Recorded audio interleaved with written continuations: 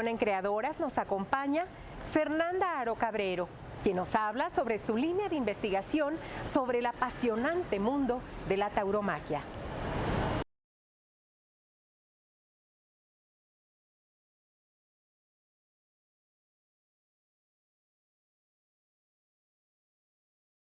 Es natural de San Luis Potosí, licenciada en Ciencias de la Comunicación y maestría en Filosofía e Historia de las Ideas por la UAS.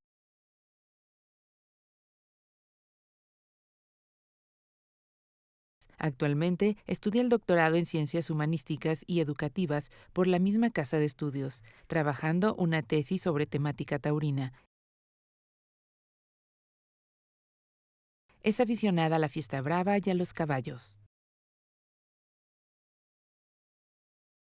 Esto que acabamos de ver es parte de la formación de Fernanda Aro Cabrero, quien está hoy con nosotros. Fernanda, muchas gracias por acompañarnos y que nos platiques un poquito sobre este mundo de la tauromaquia, entre otras cosas que has venido desarrollando en estos últimos años en tu preparación académica. Muchas gracias, gracias por la invitación. Bueno, sí, yo realicé un análisis hermenéutico, una aproximación hermenéutica a lo que era una corrida de toros como mi tesis de maestría. Eso me permitió acercarme al aspecto simbólico y a todo el aspecto mítico que rodea la fiesta brava y revisar un poquito todos los mitos que de ella se desprenden. Ahora lo que estoy haciendo, estudio el doctorado en estudios novohispanos y lo que estoy haciendo es revisar un poema de Manuel Quirós y Campo Sagrado, donde nos narra 12 corridas de toros que se realizaron en honor o para celebrar la llegada del virrey Bernardo de Gálvez. Bueno, ¿de dónde nace esta inquietud, Fernanda, por la tauromaquia? Supongo que tiene una historia en tu vida, en tu persona. ¿A qué edad viste primero una corrida de toros y de dónde te viene este apasionamiento? Bueno, yo iba a los toros desde niña con mi mamá. Me llevaba a mi mamá porque a mi mamá le gustan los toros y a mi papá no. Que yo me acuerde así, he de haber tenido unos 3 años, 4 años, y ya iba a la plaza pues con regularidad. ¿Por qué me gusta o por qué se me antojó estudiar la tauromaquia? Porque, bueno, paradójicamente, aunque me gustan muchísimo las corridas de toros, pues en mi casa prácticamente no comemos carne, recogemos perros y gatos de la calle, los esterilizamos, les buscamos un hogar. Tengo 3 gatos, un perro, 2 yeguas, por ahí de repente recojo también más animales y les buscamos casa. Y yo decía, bueno, pero ¿por qué sí para unas cosas soy tan ecologista o por qué para unas cosas soy tan clavada del medio ambiente y esto? ¿Por qué sigo yendo a los toros? ¿Por qué me gusta? Y además cuando uno dice, me gustan los toros, en ese momento uno es como si diera la autoridad o la autorización al otro para que lo empiece a cuestionar sobre su gusto. Y yo decía, bueno, pues ¿cómo me puedo defender un poco? ¿Cómo puedo argumentar mi gusto, que parecía completamente irracional y que no se correspondía con mis demás actitudes o con la forma en la que vivimos? Y buscando así primero una respuesta solo para mis interlocutores inmediatos y después buscando una respuesta también para mí misma. Yo también me preguntaba y decía, pues ¿por qué sigo yendo a los toros? Y la verdad es que la respuesta siempre venía de adentro y decía, porque los toros son otra cosa. ¿Pero qué? ¿O cómo podía explicar qué otra cosa eran los toros? Entonces eso me hizo empezar a buscar, a escudriñar. Y encontré, bueno, entre otras cosas, que la fiesta brava es de lo más rico en expresiones y manifestaciones culturales, que a partir de la fiesta brava se construyen muchos mundos y muchos universos que impactan directamente en nuestro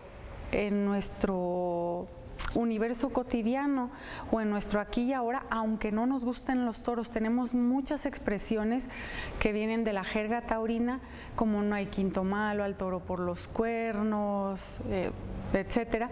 Y yo decía, bueno, pero ¿por qué? ¿Por qué no siguen ¿por qué se siguen reflejando? Y lo que pasa es que su impacto es tan profundo que nos alcanza y además, bueno, a pesar de que vienen de una tradición prácticamente de los moros o básicamente de los moros en la península ibérica, que luego durante la fundación de España toma más fuerza y forma, llega a la Nueva España, se consolida, hay ganaderías, hay toda una industria, todo un comercio, toda una jerga alrededor de la fiesta brava que nos sigue impactando y que sigue creciendo, aunque ya las corridas están un poco más en desuso y además toda esta cultura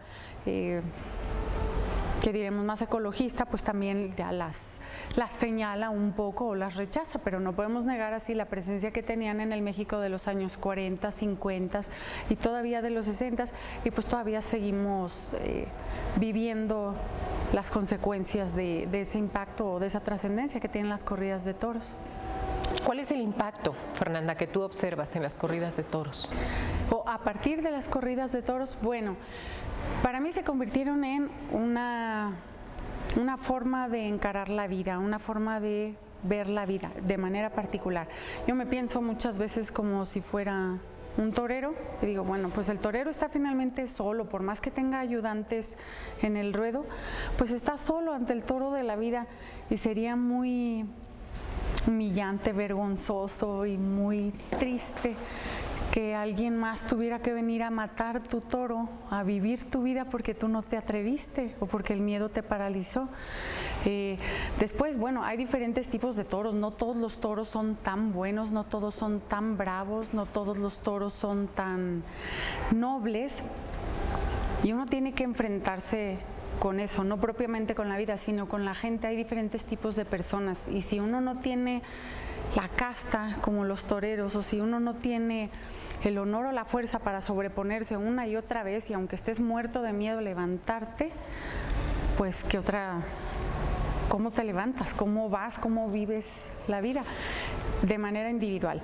De manera familiar, bueno, pues se convierten también ahí en todo un campo de reflexión porque, bueno, a mi esposo no le gustan las corridas de toros y yo primero decía, bueno, mientras no tenga que pedirle para ir a los toros, pues estamos en paz. Pero luego llegó el momento en el que, pues sí, ya había que empezar a negociar ciertas cosas y nunca fue un motivo de discusión, ni tampoco fue una diferencia o motivo de desencuentro. Entonces yo me di cuenta que estas diferencias te unen o te pueden llegar a unir y te pueden volver más tolerante y te pueden llegar a volver también un poco más reflexivo. Antes de opinar a la ligera sobre una corrida de toros, pues si no has ido a una, no podrías hablar, sería tanto como hablar de un libro que no has leído o de criticar a un autor al que no has revisado. Así de importante. Y en el ámbito académico, bueno, pues la verdad me ha abierto muchas puertas y me ha gustado mucho porque tampoco es un tema que esté tan agotado ni tampoco que se revise pues tanto o en comparación con otros temas del acontecer o de la modernidad o de la historia. ¿Has debatido este tema en familia, por ejemplo, con tu papá, a quien no le gustan los toros, con tu esposo, a quien tampoco los disfruta? ¿Ha habido algún debate al interior? Sí, claro, todo el tiempo, pero... ¿Qué tan acalorado es? A eso me refiero, o sea, ¿qué tan, o sea, cuáles son tus razonamientos ante una persona que pues simplemente no le gusta, no lo disfruta y creo que debe tener también, igual que tú, tus razones para que te gusten a ellos, para que no les gustan, pero finalmente ¿en qué terminan esos debates? De mi parte, normalmente en un silencio. Y que no afecte la vida familiar, porque claro, exactamente, sí, de ahí partimos. Porque mira, te digo, yo prácticamente no como carne roja y yo también soy de la idea, como por ahí han de haber leído ya muchos, que si los rastros tuvieran ventanas de cristal, pues la gente sería vegetariana, ¿no? O sea, no se mueren bonito y se mueren para que uno se los coma. Que si se van a morir de todos modos o no, te los comas o no, esa es otra historia. También la cantidad de toros que se mueren en una plaza de toros es menos del 5% de los toros que se crían anualmente. Entonces, bueno, pues sería el sacrificio de unos cuantos por unos muchos que crecen sin hormonas, sin clenbuterol, que comen comida orgánica, que tienen extensiones de tierras bastante vastas para vivir así su vida con calidad y llegar a la plaza y dar juego. ¿No es muy alto ese precio, Fernanda? ¿Qué opinas tú? ¿No es muy alto el precio de que los tengan en tantas hectáreas, que coman bien, que no les inyecten sustancias para engordar? ¿No es alto el precio para un toro que tiene que morir sacrificado y de esa manera? ¿Qué opinas? No, sí pienso que es alto el precio, pero pues la vida no es una rebaja ni una barata, solamente los mejores son los que pueden sobresalir y son los que pueden trascender. Tal vez el toro seguramente no tiene esta conciencia que tenemos nosotros y por lo tanto tampoco podríamos saber si el toro piensa o no. Pero tiene umbral del dolor, sí, claro. Le duele y siente. Sí, claro, igualito que el bistec que llega al plato, que los tacos de carne. A mí una de las cosas que me mueve mucho cuando alguien me pregunta de los toros, así como, bueno, pero ¿te gustan o no? O lo que me decías de mi papá. Claro, pero a mi papá le gustan los gallos. Ajá. En los toros no hay apuestas, en los gallos sí. O mi papá come carne, y yo prácticamente no. Me ha tocado mucha gente que así, mientras se come su taco, su bife, me dice, ay, pero qué cosa más horrible, qué sanguinario. Y yo siempre pienso, bueno, eso no llegó ahí por casualidad. El que tú no sepas cómo llegó, qué proceso sufrió antes de llegar a tu plato, tampoco le resta ninguna crueldad ni tampoco ninguna brutalidad. O la gente que te dice, ay, sí, las mascotas, qué bonitas. Oye, entre tus amigas que les gustan los perros, ¿no habrá quien quiera el mío? Porque fíjate que ya me arañó aquí los sillones. No, ¿cómo? Pues si el perro también es parte de tu familia. O el gato, o que les quitan las uñas o los colmillos y esto y lo otro, porque para que no me destrocen los muebles, para que no me arañe a los niños, para que, bueno, son diferentes formas de crueldad. O el mismo tratar a los perros o a los gatos como si fueran personas o como si fueran bebés, bueno, es el otro polo o el otro extremo del maltrato animal. Yo veo también, claro que es un precio alto, sí, muy alto. No está en mis manos cambiarlo, ni bajarlo, ni salvar a uno que otro toro. No, pero también veo que es muy fácil hablar, opinar o tomar una postura, sobre todo en cuanto a la fiesta brava, sin conocerla de fondo, sin conocer también todas las cosas que hay detrás o toda la preparación que tiene un torero, que pueden decir, ay, nomás se para ahí. No, claro que no, tiene muchísima preparación física, mental. Puede haber toreros religiosos y puede haber toreros no religiosos, puede haber toreros homosexuales, puede haber toreros heterosexuales, puede haber toreros muy bribones y puede haber toreros que son excelentes personas, todos. Pero todos saben, a diferencia del toro, que salen a jugársela y que se pueden morir. ¿Cuánto vale también la vida de una persona? ¿Cuánto vale la vida de un torero? ¿Cuánto le pueden pagar en la plaza para que decida salir a jugársela? Vamos a continuar con esta charla, Fernanda, después de esta pausa, que será muy breve además, y seguimos con el apasionante mundo taurino, como nos lo ilustra Fernanda Aro Cabrero, quien se encuentra hoy con nosotros aquí en Creadoras. Ya volvemos.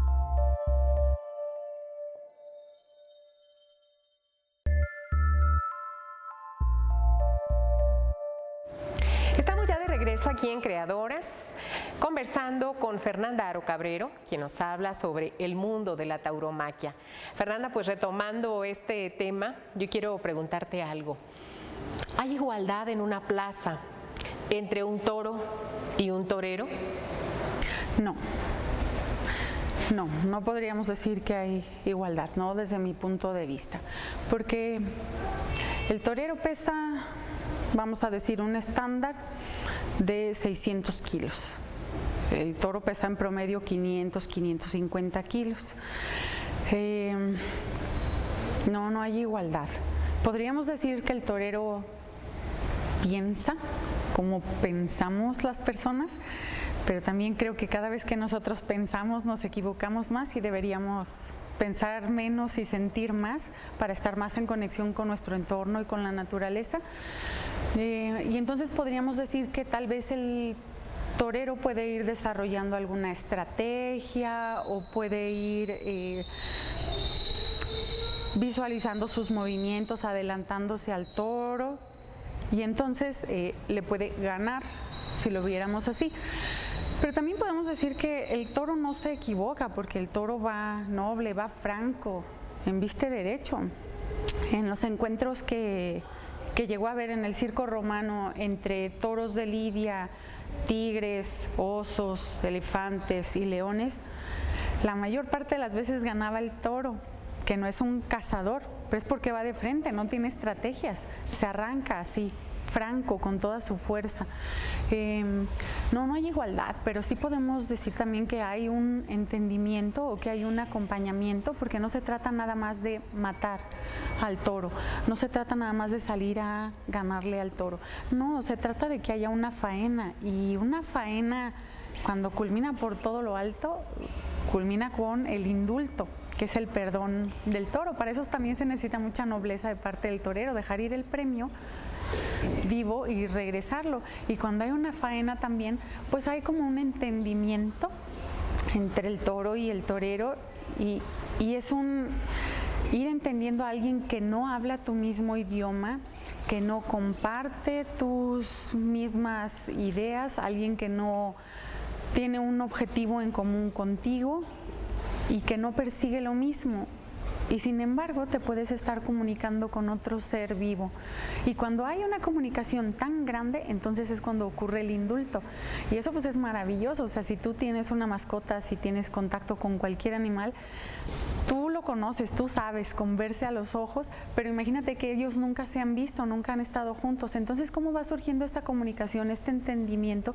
Pues eso es la magia, eso es lo que uno quiere ir a ver. ¿Qué estudios has realizado, Fernanda, con respecto a la tauromaquia? Bueno, pues para realizar la aproximación hermenéutica tuve, te digo, que hacer una revisión por los mitos que hay al interior. De la fiesta tuve que revisar la simbología. Tengo por ahí algunos estudios de todo lo que hay, toda la simbología en el traje de luces, todo lo que es la dinámica y la composición espacial de la plaza, que bueno, a mí me gusta verla como si fuera una especie de laberinto, donde en el centro están, pues no un minotauro, pero sí algo muy cercano que lo forman el toro y el torero. Todos los toreros pasan por la capilla, tienen que pasar por la capilla, y entonces podríamos decir que este hilo o este puente con la divinidad, que no es Ariadna, pero es la Virgen de la Soledad o la Virgen de Guadalupe o la Virgen de la Covadonga, que son las patronas ahí de los toreros, pues les permiten tener este hilo, este puente, porque te decía que puede haber toreros religiosos y no religiosos, etcétera. Pero si no crees que hay algo más, no te la juegas de ese modo. Tienes que creer y estar convencido que hay algo más que esta vida, porque si no, no sales dispuesto a darla. Y entonces para mí los toros, o asistir a las corridas de toros, lo que producen en mí es la certeza de que hay un mundo sagrado que tal vez no percibimos y no vemos constantemente, pero que ahí está. Son los momentos en los que te sientes no uno en el mundo, sino uno con el mundo, con tu entorno, y que tu vida pues cobra un sentido o una perspectiva diferente. ¿No disfrutas las peleas de gallos, Fernanda? No tanto. No las disfrutas. No tanto. ¿Qué piensas de alguien que equipara el sufrimiento de los gallos, que de alguna manera pues uno tiene que morir finalmente, a el sufrimiento que le es infligido a los toros, que la mayoría de las veces también tiene que morir? Ajá. ¿Por qué me llama esto la atención? ¿Por qué un espectáculo lo disfrutas y el otro no? Para ti, ¿cuál es la diferencia? Bueno, en primer lugar, el ambiente.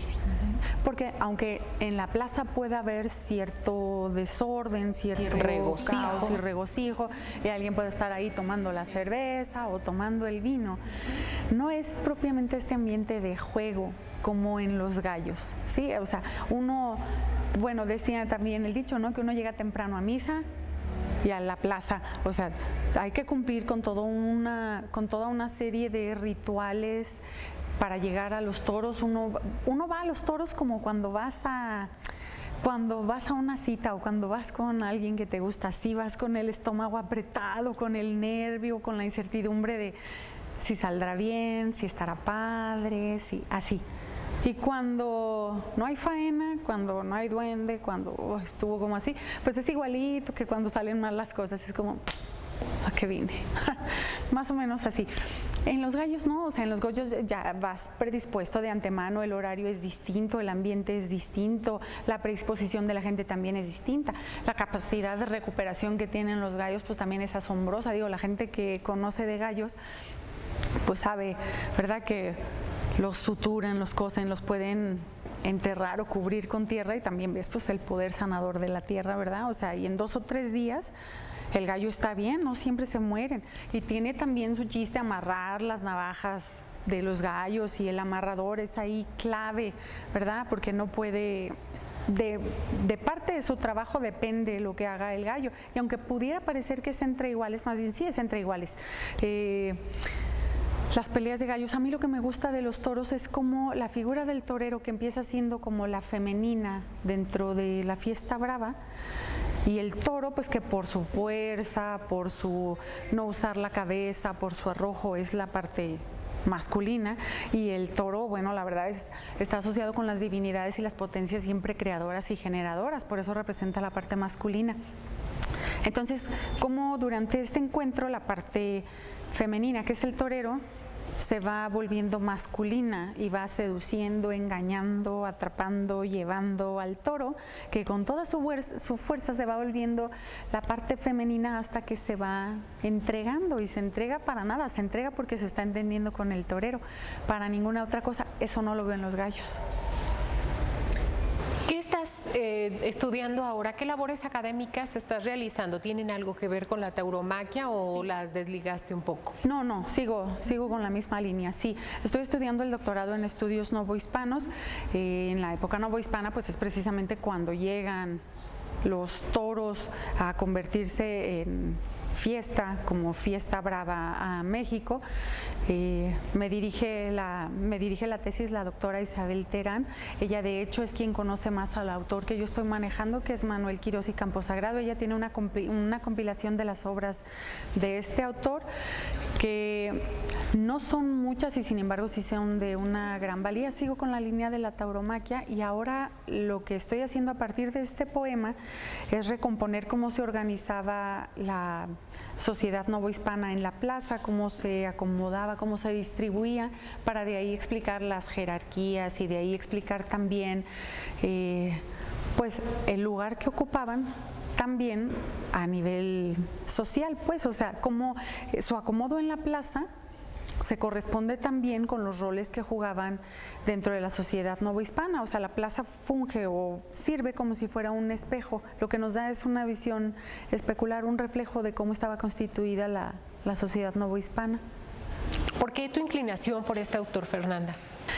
Bueno, pues porque tiene narra una serie de corridas que son 12 y son muchas, porque tampoco existía pues la crónica como tal, existía la relación de festejos, pero él narra estas 12 corridas porque el personaje central también de todas estas corridas de toros es el virrey Bernardo de Gálvez, que también me parece pues muy atractivo y fascinante la figura por todas las cosas que hizo en un periodo de tiempo tan breve. Y lo mismo, como sigo tratando de recuperar cómo a partir de los toros podemos explicarnos no solamente el acontecer de la época novohispana, sino cómo siguen otorgándonos una estructura, una jerarquía y una dinámica de interacción que podemos ver todavía el día de hoy en la sociedad contemporánea. Has tenido como aficionada a la tauromaquia un acercamiento con toros, con los animales. Sí. Platícanos de esa experiencia. Sí. ¿O ha cambiado tu visión, tu percepción para amar más los toros o sí. ¿Qué pasa? No, claro, bueno, o sea, por ejemplo, cuando son los sorteos en la plaza, puede uno ir y ver los toros, ¿verdad? Pero recuerdo así muy en especial una ocasión en la que fuimos, entramos y de pronto se cerró la puerta de donde están los toros. Mi mamá y yo estábamos arriba, lejos de los toros, como a 1.5 metros, pero de pronto así un toro volteó y se nos quedó viendo y las dos estábamos como...